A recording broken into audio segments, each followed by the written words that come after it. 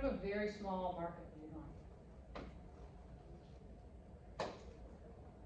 So this is one, there's sort of two parts. This is like, on the one hand, it's a little bit against the idea of customer service. So I think in customer service, we think like, okay, we've got to do what the customer wants. Sometimes there's situations where the way you're set up or what your customer's doing or their schedule is at odds with you. And this is back to what I was saying earlier, like you matter too. So I'm just gonna give you an example of this. When I started out of this bodybuilding gym, I had maybe half a dozen clients and my schedule was all over the place. So I was like an hour here, an hour off, an hour here. I had gaps everywhere and it sucked, frankly. Because like when you only have an hour in between clients, it's not enough time to actually do anything. You can't go anywhere, you can't really accomplish anything. By the time you said goodbye and hello, you actually are down 45 minutes. So I looked at my schedule, I looked at the week, I'm like, okay, can I fix this? And what I realized, it was one of my clients who had a session on Monday and a session on Wednesday right in the middle of the day where I had nothing.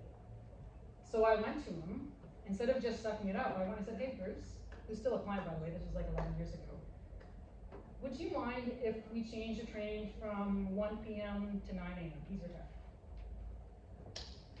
He didn't get mad. He was like, oh, actually, no, that's better for me. Right? Like, if you've got something, keep that in mind. Sometimes you can ask. Now, what I would say is if you're going to ask for stuff from a client, don't ask with the expectation that they're going to give it to you. I was perfectly ready for him to say no. And I made sure I didn't put any pressure on him because I'm like, I'm asking him a favor. But by asking, turns out it was better for him. And now suddenly, when Mondays, I only have like a 3-hour gap, which I can do something in 3 hours. And Wednesdays, I have the whole afternoon off. Right? So just ask the question, because you never know if they're going to say yes. Outside of this, you're going to be in situations, especially as you're new, but even as you've been around for a while, you're never going to know all the stuff. Right? There's so much to do. There's so much to know in personal training. There's so much to know in the body. Every body is unique. You're never going to know everything. And it can be tempting, especially I think as you're new, to feel like maybe there's an insecurity in like, they just asked me something I don't know, but I should know. They expect me to know. I'm just gonna like make something up or I'm gonna dodge the question. I really, if you can at all, like muster up the courage to don't do that, right? Be willing to say, hey, you know what? I don't know, but I'm gonna find out. Right? People respect that. Your clients will respect that, as long as you come back with an answer. And then that's nice. And once you do, if you have, ideally, you should have, you know, either some mentors or some colleagues, like, you know, you all have classmates, right? So someone else you can ask. I will say probably half of what I know, I learned from a website called strengthcoach.com.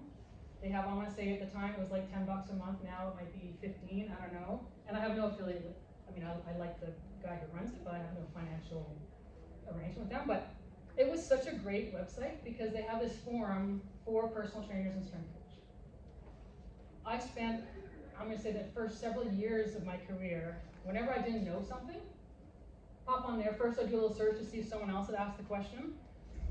People answering the questions like, you know, the strength coach for the Boston Bruins, the strength coach for the Anaheim Ducks, Mike Boyle, who runs it, you know, worked with the Red Sox, you know, has a World Series ready for them. So these are all people, and they're people that are answering questions. So people like you, or like me, are asking questions and getting these answers, well thought out, polite, like no one's a jerk on this site.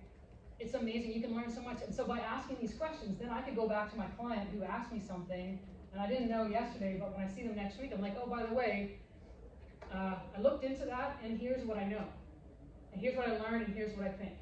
They're gonna be so impressed that you went to that effort, that they're gonna stick with you, right? And then on top of that, now you know how to do that, so you're gonna know what the next step.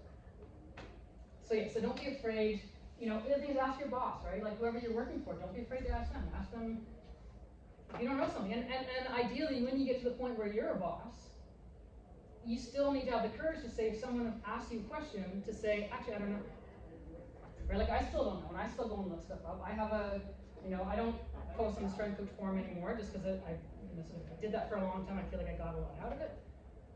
But I have a network of people that I check with. I have, some good friends that I've met, partly through the industry, just partly personally, who are physical therapists, athletic therapists. I have a really good friend who I met on the Strength Coach forum, actually, who's a biomechanics prof in the States. So these are the people, like I'll shoot them a note saying, hey, I have this client, we're talking about this, what do you think? Right? Because a lot of these people are nerds, like we enjoy talking about this stuff. So find people to ask the questions to versus kind of pretend